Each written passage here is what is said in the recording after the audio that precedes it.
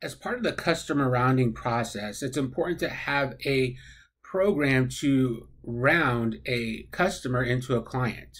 What do we mean by that? Well, a customer is somebody who purchases a product, like a Medicare policy or final expense.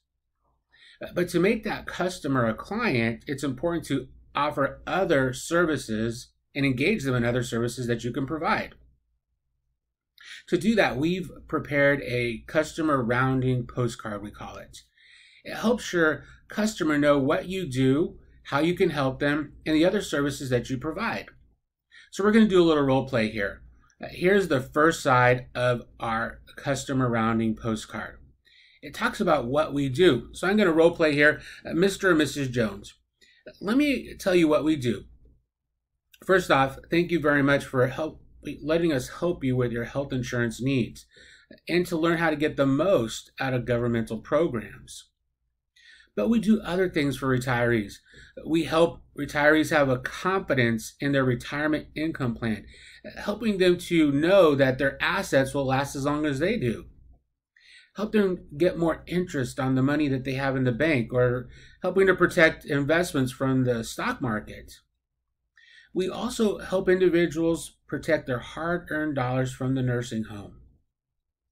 And if it's important, leave a legacy to your children, or more importantly, your grandchildren.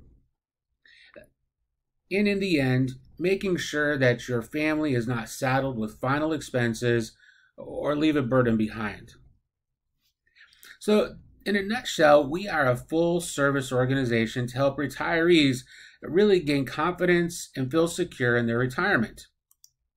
But we know that for many of our clients, there are areas of concern that are acute to them.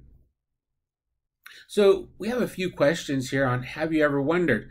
If you could just take a moment, read through these questions and tell me which one jumps out to you. Now, I know that maybe more than one will jump out to you, but if you could just isolate the one in particular that really jumps out to you.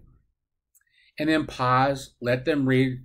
You might get nervous with the silence, but make sure to allow them the time to read through all the questions and then self-identify what's most important to them.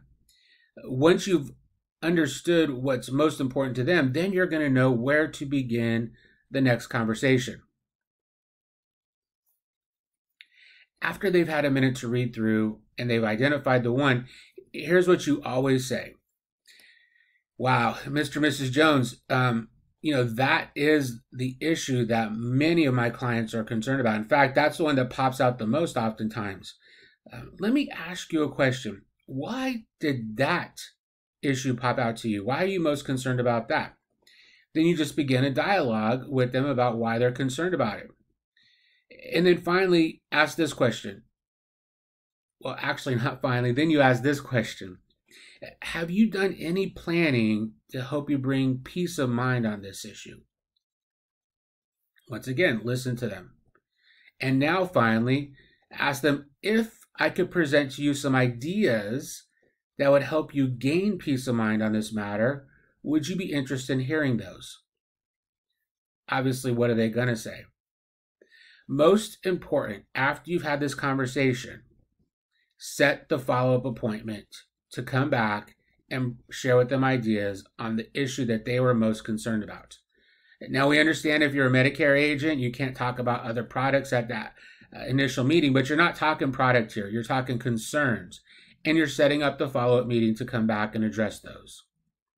We would submit to you that you don't want to hammer all the concerns out of the gate. You want to take your time with this process. People, especially retirees, want to not be rushed or feel pressured.